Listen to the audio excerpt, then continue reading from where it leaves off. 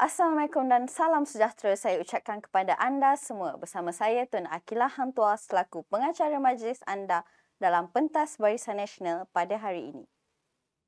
Masanya sudah tiba, kumpul semua tenaga. Kita mesti marah hingga BN berjaya. BN harus kembali berkuasa di seluruh negara. Bersama pegang erat tangan ini untuk capai ke destinasi. Ayo sebarkan berita, terangkan semua, jawab tomahat fitnah mereka. Ayo sebarkan berita, terangkan semua, bawa hanya cerita benar.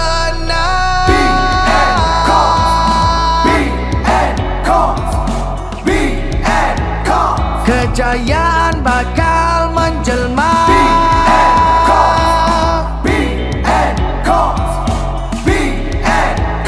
Kejayaan bakal menjelma. BN harus kembali berkuasa di seluruh negara. Bersama pegang erat tangan ini untuk capai ke destinasi. Ayo sebarkan berita, terangkan semua, jawab tomahat fitnah mereka. Ayo sebarkan berita, terangkan semua, bawa hanya cerita benar.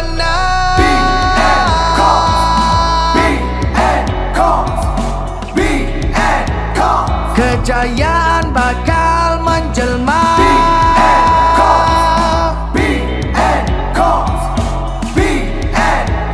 Kejayaan bakal menjelma.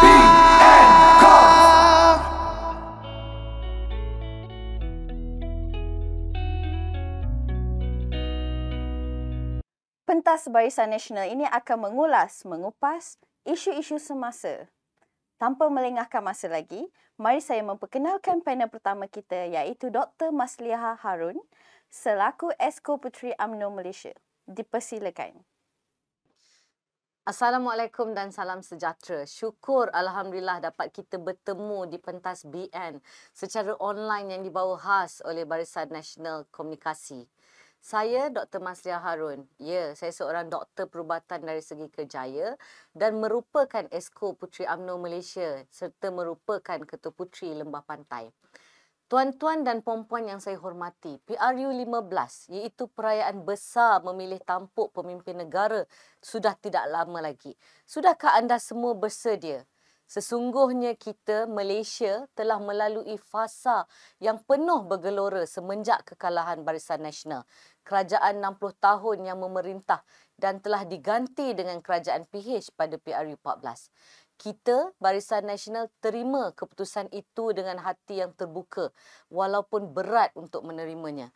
Ada yang suka, tak kala ramai juga yang berduka. Namun, Barisan Nasional terus berlayar dalam kepayahan dan tekanan. Kita belajar, kita menerima dan berazam menjadi yang lebih baik.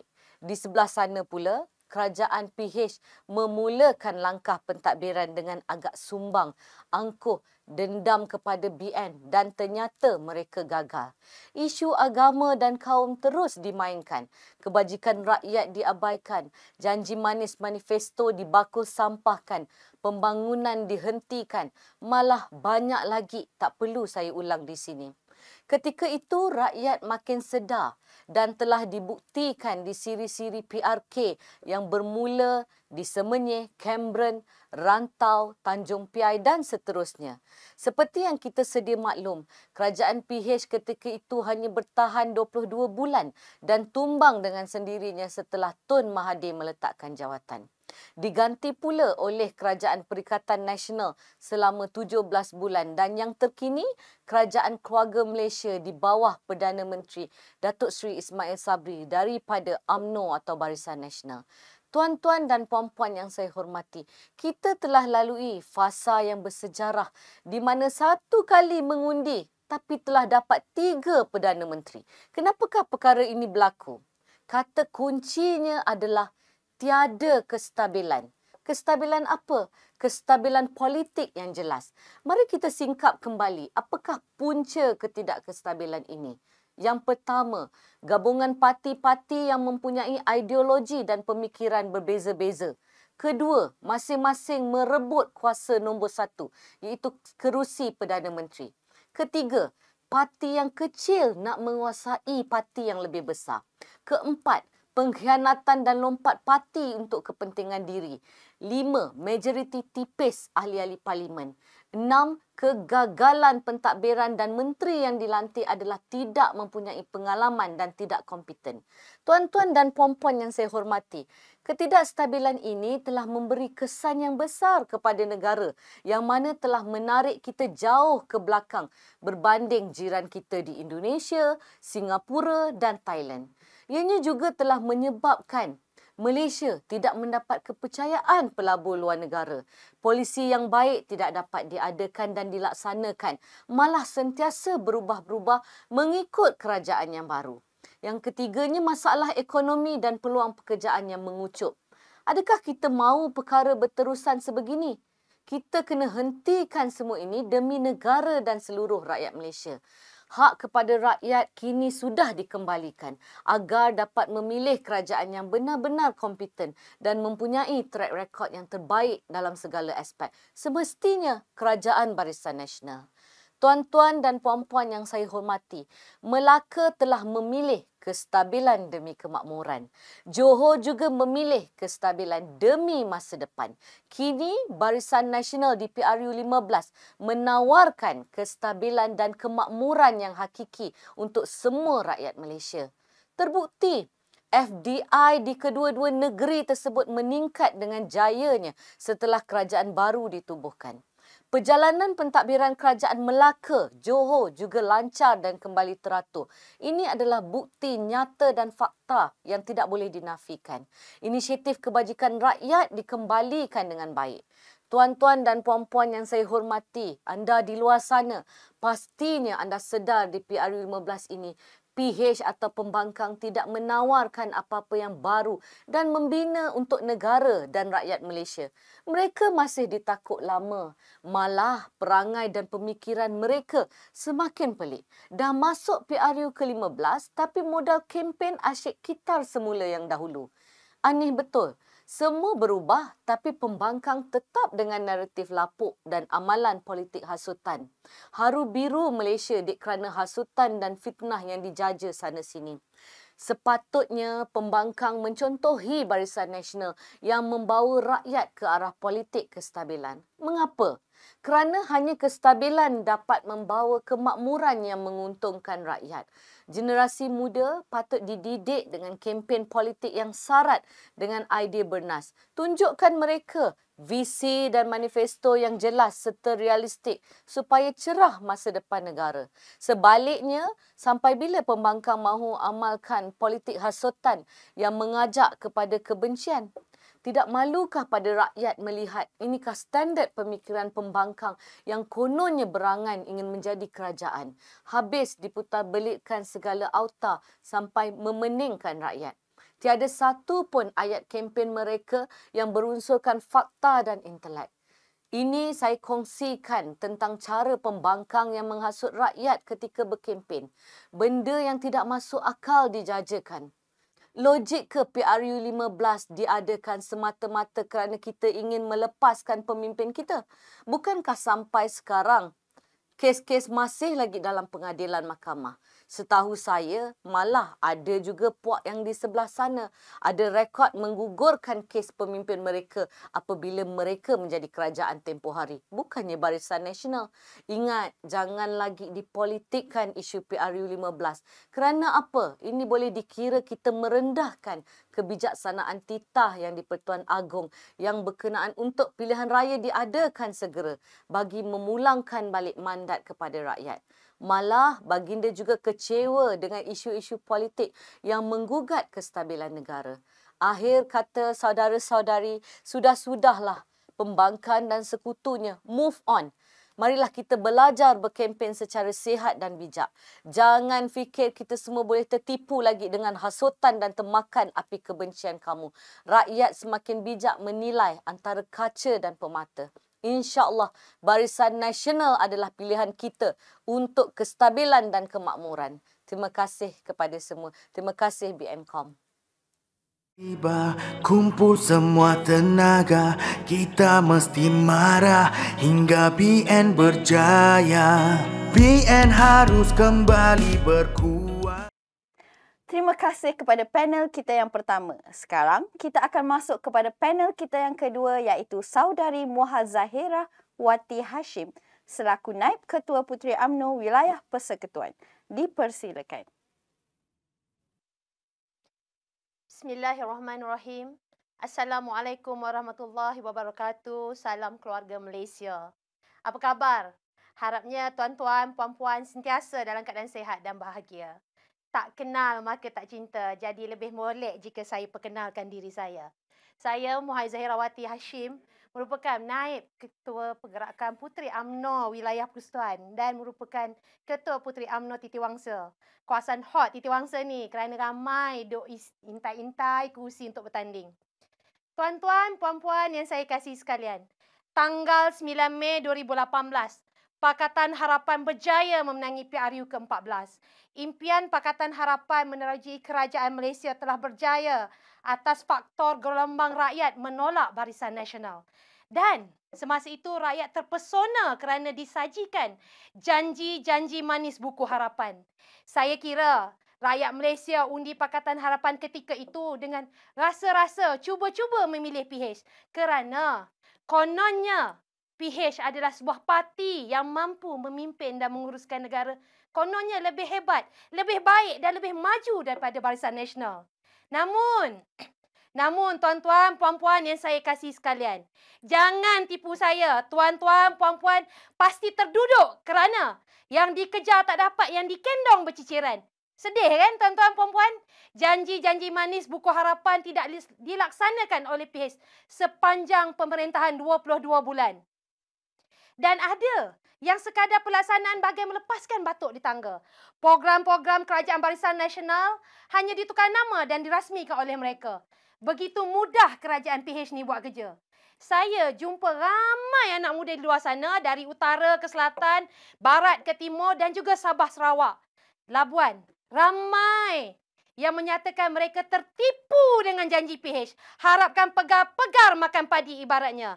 Tuan-tuan, puan-puan yang saya kasih sekalian, PH janji, kalau menang hari ini, minyak turun RM1.50. Tapi hingga saat akhir 22 bulan, kita tak merasai pun RON 95 dengan harga RM1.50. Tuan-tuan, puan-puan, Rafizi kata apa? Rafizi kata senarai janji yang rakyat tuntut itu adalah janji mat jenin yang rakyat sendiri angan-angankan tetapi tidak pernah pun menjadi janji Pakatan Harapan. Dia kata UMNO ni saja je buat isu sebab nak mengebati kekalahan PRU 14. Timbalan Menteri Kewangan ketika itu, Datuk Amiruddin Hamzah kata, kerajaan tiada rancangan untuk menurunkan harga petroleum sehingga ke paras RM1.50 seliter. Lagi kelakar tuan-tuan puan-puan. Dalam Kongres Nasional Keadilan ke-16, kata Datuk Seri Anwar Ibrahim, harga minyak tak turun? Saya tak jadi Perdana Menteri, nak buat macam mana? Itu yang dikatakan.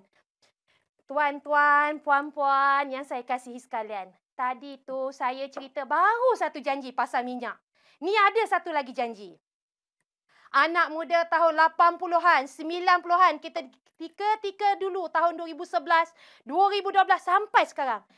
PH janji nak beri free education, hapus PTPTN. Siap ada demonstrasi jalanan lagi di Kuala Lumpur. Dimomok pula janji-janji ini serata Malaysia kepada anak muda dalam siri jelajah mereka. Tapi selepas menang, mereka kata tak dapat laksanakan. 22 bulan kerajaan PH tetap kena bayar. Malahan ditarik pula pengecualian kepada peminjam yang mempunyai pencapaian ijazah kelas pertama yang Kerajaan Barisan Nasional perkenalkan dulu. Kenapa kita ni tuan-tuan puan-puan mudah sangat nak percaya janji mereka ketika itu? Banyak janji-janji yang hanya enak didengar dari mereka tapi tak dapat dimakan pun dengan selera tuan-tuan dan puan-puan. Tuan-tuan puan-puan yang saya kasihi sekalian. Jangan kita lupa. Jangan pernah kita lupa. Jangan sesekali kita lupa. Saat kerajaan PH mengambil alih kerajaan Barisan Nasional, puak-puak ini telah memberi tekanan hidup kepada 55,000 kaki tangan kontrak awam. Ini menerusi hasil pembubaran 5 buah agensi kerajaan. Angka ini berdasarkan laporan Kongres Kesatuan Pekerja-Pekerja dalam Perkhidmatan Awam QPEX. Program Latihan Khidmat Negara PLKN, Suruhanjaya Pengangkutan Awam Darat SPAT, Biro Tata Negara, Jabatan Hal Ehwal Khas Jasa ini dibubarkan. Mereka ini hilang pekerjaan. Mereka hilang sumber pendapatan. Dan kebanyakan mereka adalah ketua keluarga yang mempunyai anak, isteri dan keluarga yang berharap kepada pendapatan mereka untuk meneruskan kehidupan seharian. Saya ada kawan yang kena tekanan hidup, mental depression, kerana bertahun-tahun kerja dalam sektor kerajaan dan saat ekonomi yang meruncing, nak cari kerja pun susah atas faktor ekonomi. Umur lagi, lokasi juga. Anak-anak dan isteri di rumah kena tanggung. Tertekan berfikir esok nak makan apa, anak nak pergi sekolah, minyak nak kena isi, hantar anak ke sekolah lagi, macam-macam perkara bermain dalam kepala. Duit simpanan yang ada setakat mana yang bertahan? Saya kira ini adalah keputusan yang amat kejam oleh kerajaan PH. Tuan-tuan, puan-puan, bukan orang Melayu saja terkesan, malahan kaum-kaum lain juga terkesan. India, Cina, kaum etnik Sabah, Sarawak dan lain-lainnya semuanya terkesan. Tuan-tuan, puan-puan, tahun depan adalah tahun yang amat mencabar. Bukan Malaysia saja, malahan dunia. Kerajaan yang dipilih nanti perlu bersedia memimpin negara dengan pelbagai cabaran yang turut memberi impak kepada ekonomi. Malaysia memerlukan pasukan kepimpinan kerajaan yang mempunyai pengalaman yang luas, bijak mengatur strategi dan mendahului rakyat dalam apa jua keadaan. Ketidakstabilan politik boleh menyebabkan kedudukan ekonomi negara dalam keadaan yang tidak stabil juga. Politik dan ekonomi saling melengkapi. Rakyat Malaysia telah cuba-cuba memilih PH pada periode 14 dan rakyat pastinya telah melihat kesannya sehingga Barisan Nasional terpaksa bersetuju menyertai pembentukan kerajaan. Kerana apa? Kerana memikirkan rakyat akan menderita atas kesan keputusan kerajaan 22 bulan dan pandemik COVID-19 yang melanda dunia. Barisan Nasional ketika itu seperti Superman datang menyelamatkan rakyat Malaysia. Jadi, saya menyeru rakyat Malaysia, anak muda yang akan memilih nanti. Cukuplah kita tertipu dengan janji PH. Jangan biarkan ditipu dan ditipu lagi. Jadilah pemilih bijak.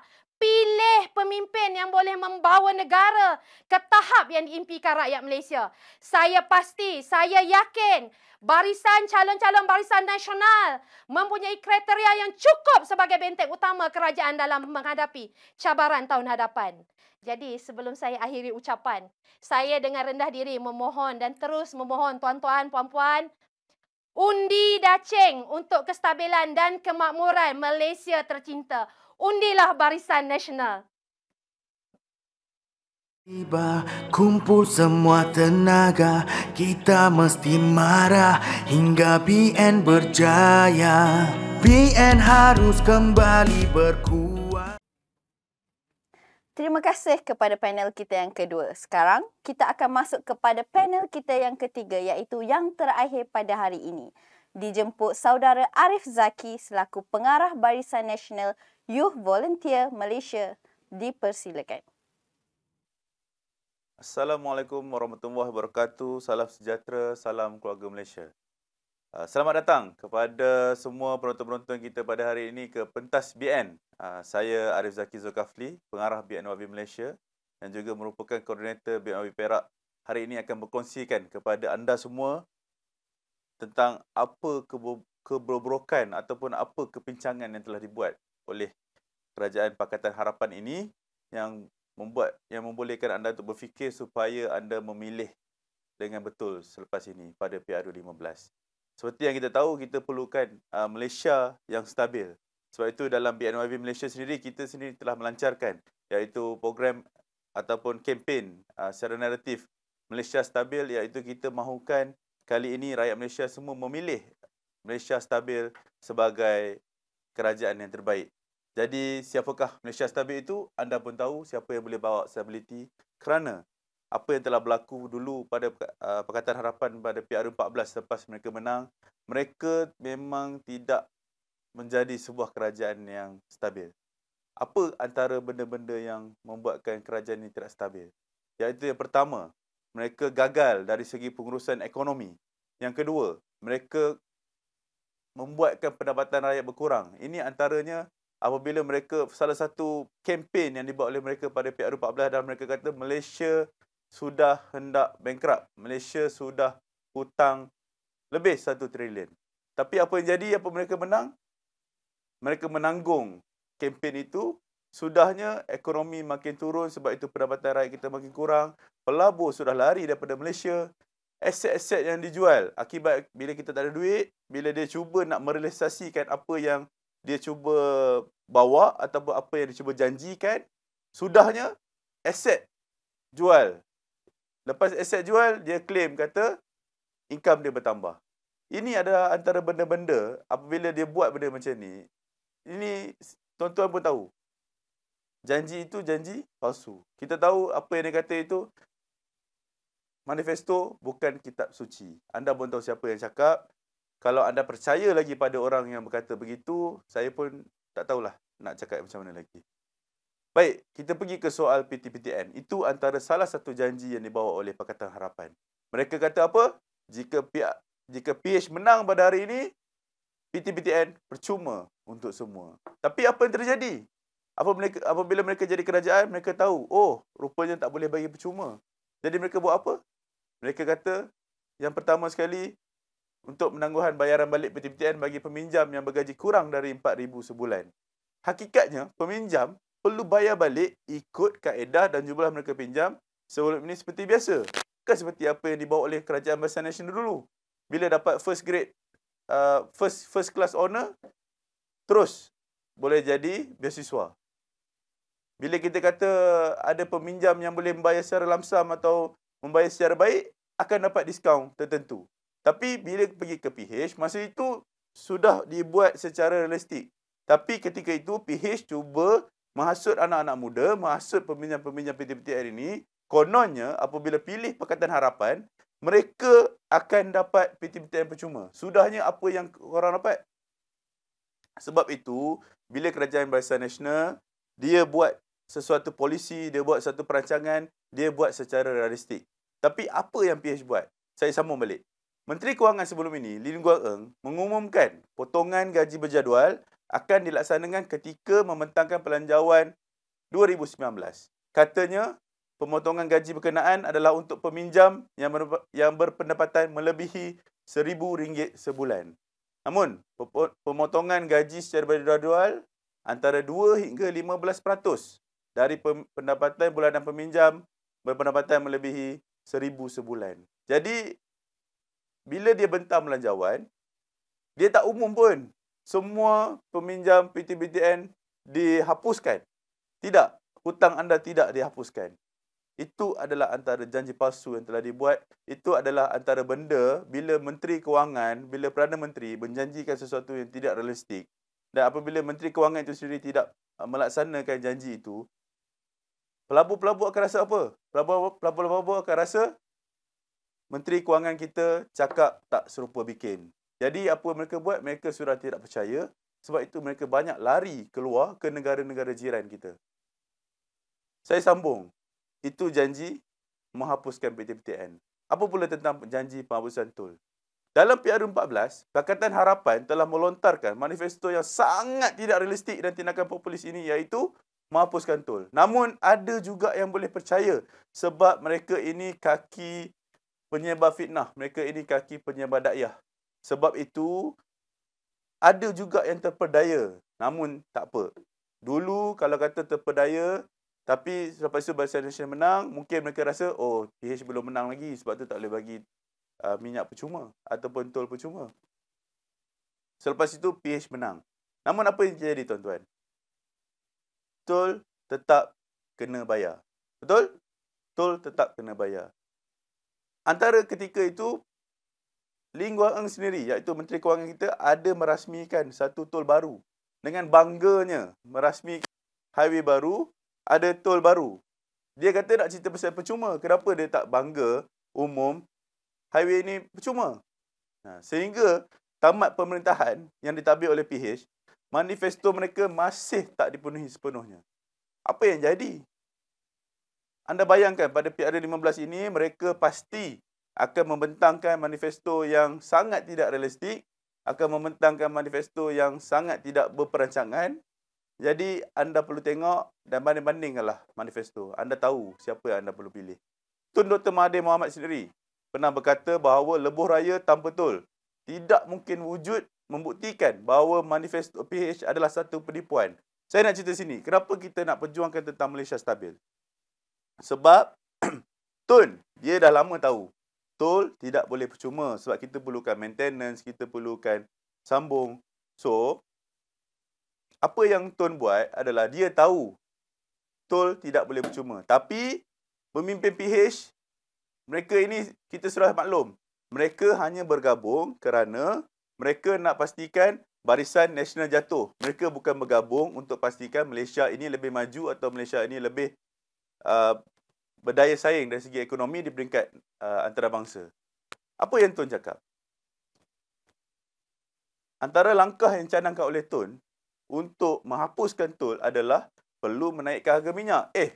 Kalau harga tol naik, harga tol tak ada, tapi minyak naik, anda bayangkan daripada Ipoh pergi ke Kuala Lumpur, kalau perlukan minyak RM30 satu hala, tol tak ada. Okey, tol lebih kurang RM26 atau RM23. Kalau minyak naik sekali ganda, minyak jadi RM60. Sama tak tuan-tuan? Sama je macam anda perjalanan daripada Ipoh pergi Kuala Lumpur, minyak dan tol. Kemudian dia kata naikkan harga minyak. Maksudnya bayar minyak, dah termasuk dah nilai tol kat dalam tu. Sama je. Jadi apa yang cuba dilakukan oleh Pakatan Harapan pada ketika itu? Sebabnya, kalau anda nak tahu, saya rasa Tun Mahathir memang dah tahu tol tak boleh bagi percuma. Tapi apa yang cuba dibawa janji oleh DAP, janji oleh PKR, janji oleh Amanah, Tun pun tersepit. Jadi, apa yang terjadi sebab itu? Sebab mereka bukan sebuah gabungan atau pakatan yang stabil. Mereka sentiasa tidak seiring. Sebabnya ada yang pengalaman, ada yang tak ada. Jadi, itu antara benda yang anda kena fikir-fikirkan. Antara langkah yang diambil oleh PH untuk merealisasikan manifesto, kononnya nak bagi keadaan percuma. Kononnya. Sebab apa? Sebab rakyat Malaysia dah cemuh.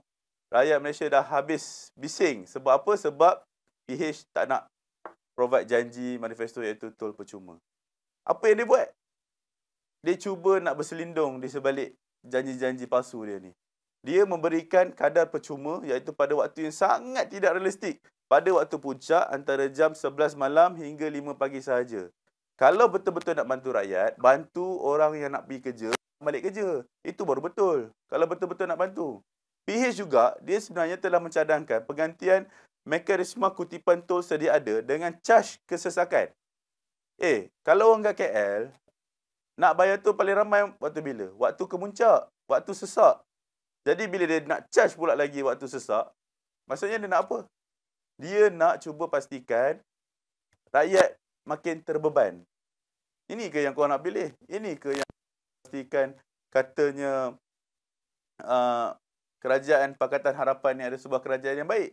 Mereka tidak memikirkan apa yang dirasakan di bawah ini. Mereka selalu mengatakan, kami merasai apa yang dirasai oleh rakyat, kami tahu apa yang dirasai oleh rakyat. Tapi mereka tidak tahu cara-cara untuk membuatkan rakyat Malaysia boleh mendapat pendapatan yang lebih baik, boleh mendapat ekonomi yang lebih baik. Sebab saya tahu, anda di luar sana, anda sebenarnya tak peduli sangat siapa yang memimpin. Betul tak? Anda tak peduli sangat siapa parti yang memimpin. Tapi anda menginginkan apa? Stability. Anda menginginkan ekonomi yang baik. Anda menginginkan pekerjaan yang baik. Anda menginginkan kehidupan yang harmoni, kehidupan yang baik. Sekarang anda boleh banding-bandingkan. Anda tahu waktu Pakatan Harapan memerintah, waktu ada BN memerintah sekejap.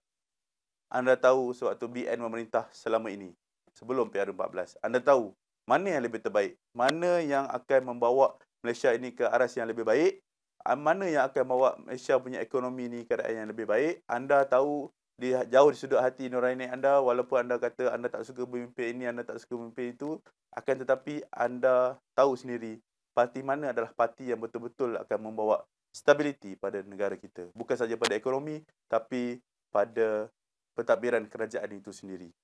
Jadi saya rasa, saya nak tanyalah, anda ni sebenarnya kalau boleh yang pernah pilih Pakatan Harapan, tolonglah. Kepada yang baru first time voter, tolong jangan buat kesilapan yang dibuat oleh orang lain sebelum ini. Kalau anda rasa anda suka ditipu bertubi-tubi, pilihlah Pakatan Harapan. Tapi kalau anda rasa anda nak pilih sebuah kerajaan, anda nak pilih bila anda mengundi je, kemudian esok je mengangkat sumpah, kerajaan itu merupakan kerajaan yang stabil, kerajaan itu dah tahu apa yang nak dibuat, apa yang dirancangkan 5 tahun, 10 tahun, 20 tahun yang ke depan, pilihlah Barisan Nasional. Pilihlah Malaysia stabil. Cukuplah sekali kita ditipu. Ayo, kita undi Barisan Nasional demi kestabilan dan kemakmuran. Sekian, wabillahi taufiq hidayah. Wassalamualaikum warahmatullahi wabarakatuh. Terima kasih kepada semua panel kita. Itulah menandakan berakhirnya slot kita pada hari ini. Namun, teruskan bersama kami untuk terus tetap mendapatkan fakta dan maklumat yang tepat sempena PRU ke-15 pada kali ini. Jangan lupa untuk follow, like dan share. Assalamualaikum dan salam sejahtera.